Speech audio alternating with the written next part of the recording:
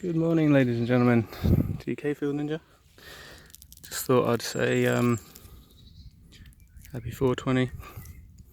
You guys are all doing well, and that you're out enjoying the sunshine and everything, and that everything is going well.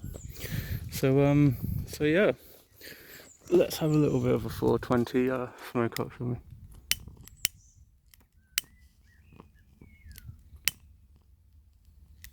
Even though every day is 420, but anyhow. 4 minutes 20 seconds, 4 hours 20 minutes, 20 minutes on the 4th day, and so on and so forth. So yeah, anyway, obviously because it's that time, we are getting ready to plant out and everything, and yeah man, it's still not here yet. Like, I'm really going to have to remember all about times and stuff, because the buds on the trees aren't come out just yet, and we're at the 20th of April. If I remember correctly, it's like the second week of May that all of the leaves are out. There's pretty much nothing left that's shooting off leaves anymore. They've all come out. So it's all done in phases. It takes time. Each tree is different from the next, and so on and so forth. It's a little bunny over there making some noises. So yeah. Anyway, we've mate, yesterday was not good. So I shot a video after I left the site, but I'm not going to bother uploading it. This one will replace it instead. So yeah, I spent 4 hours in an area completely exposed to the sun with no shade. And in that 4 hours, the only times that I stopped was the periods of time where I shot those little bits of video. Everything else was just straight up clearing. And if you've ever cleared out brambles, you'll know how much work they take, because basically what you do is you get right down the bottom and you chop them out, or you chop your way in enough to get to the base. Once you're at the base, you chop out the base, and then you kind of start chopping up to break all of its foundations, so then it will fall down. But the problem is brambles are covered in barbed thorns that mesh together, so that's not enough. You then have to keep cutting and cutting and cutting and cutting until you cut it down enough so it all falls apart, and then you move on to the next bush.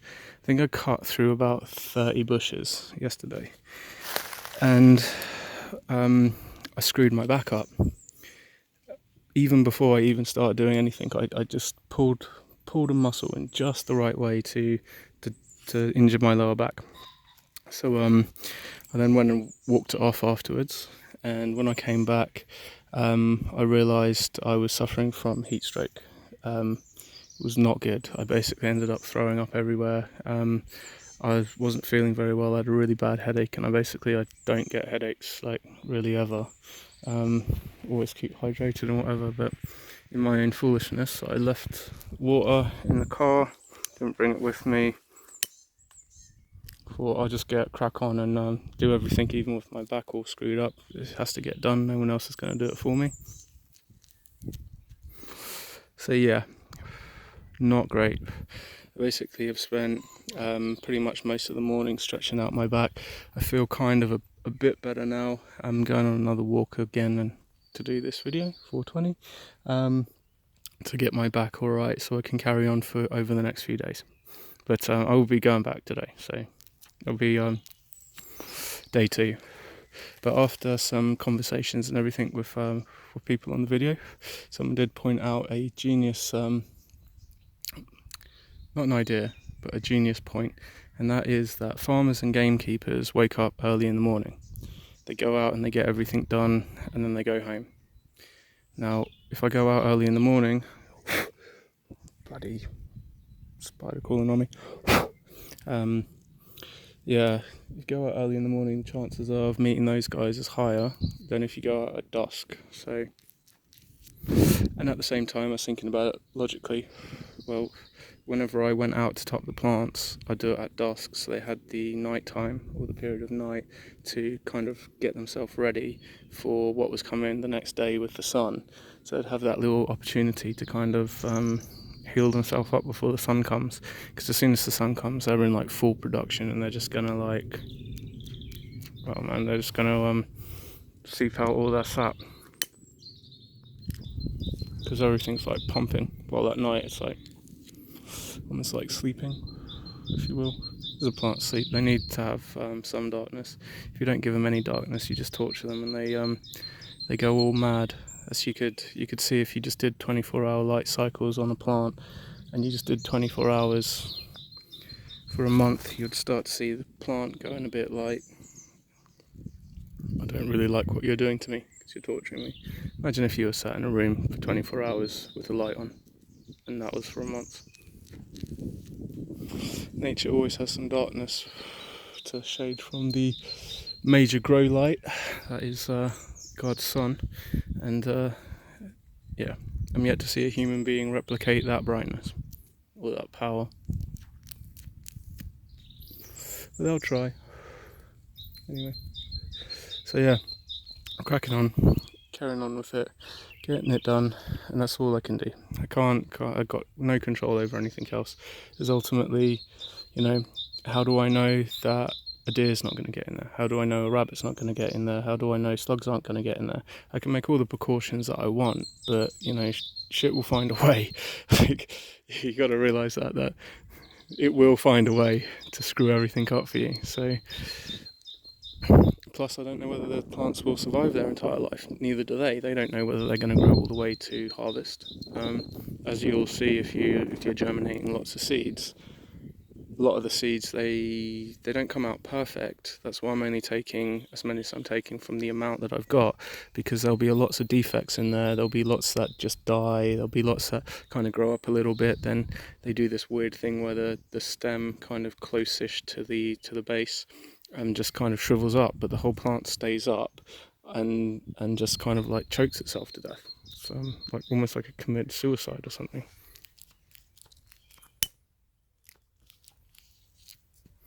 So you never know. And I mean, you can even find out from the big farmers over in the States. Like, they grow those absolutely monstrously huge bushes that are like friggin' 12, 16, 20 foot tall. I mean, I've seen some of the farms where it's like 3 people standing on each other's shoulders, like that type of height.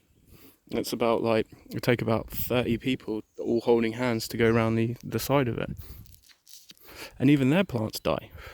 They just kind of, whatever happens to them, they get some disease or whatever. So yeah, you never know what's going to happen. So all you can do is get it done, set it all up, do what you think is necessary, and observe. Because ultimately that's all we can do, is just be observers. So yeah. Such a beautiful day, man. This is like, truly is beautiful out here. You can't make it up. Like, you come and sit out in nature and you just observe and you just look and you see how it all kind of runs. Like, the little creatures are all going about doing their business, and you've got all stuff that's underneath here doing all of its business, and the worms are going about, and it's like it's like a machine almost. A biological machine all running. Who would have known? Each with its own little place and things. Like the bluebells, they like the sticky weed, and the sticky weed likes the bluebells, because they all seem to grow together, and they kind of cooperate and they work with each other, and you know, they make defences for one another and all sorts of craziness like that. Like you know, all interlinked. With fungus being one of the most amazing. Man, I've been doing lots of research on fungus, because I think I'm going to do a basic guide to picking mushrooms from the information that I've gathered together, because there's lots of information gathered together, but I've not found anything that kind of almost like runs through it for here. Yeah, it's pretty incredible, like the stuff that I found out. It's amazing stuff, myself. But yeah, we'll do that in the fall, so we'll go out and do some hunting for them. And I've got some ideas of what I'm going to do, but I'll leave all that stuff for that video. But yeah. yeah, if you wanna start now for the fall, what I suggest, or what the very basic first starting point that you want to do, is you want to go onto the interwebs, type in psilocybin, PSILOCYBIN, or replace the IN with E to get the genus, and just click enter and go into the pictures. The first few pictures that appear will be the psilocybin or the psilocybe mushrooms, and just look at that picture and ask questions about the mushroom, because if you want to start this, the first thing you need to do is learn how to ask questions. So you start asking the mushroom questions. It's not going to obviously respond back to you because it's a picture, but the information that's in the picture will answer you back. So you start with, where are you growing? So you look at the ground. It's growing in this type of ground. I'm seeing this type of litter on the floor, this type of place. I recognize places like that I've walked past as I'm walking around in the woods. Then you would go like, when? So when are you growing? And you can kind of see it's in the fall. It's in when everything's starting to die and the kind of the heat of summer is fading away into autumn. They like that type where it's kind of misty, damp and wet, when all the mold starts growing, basically.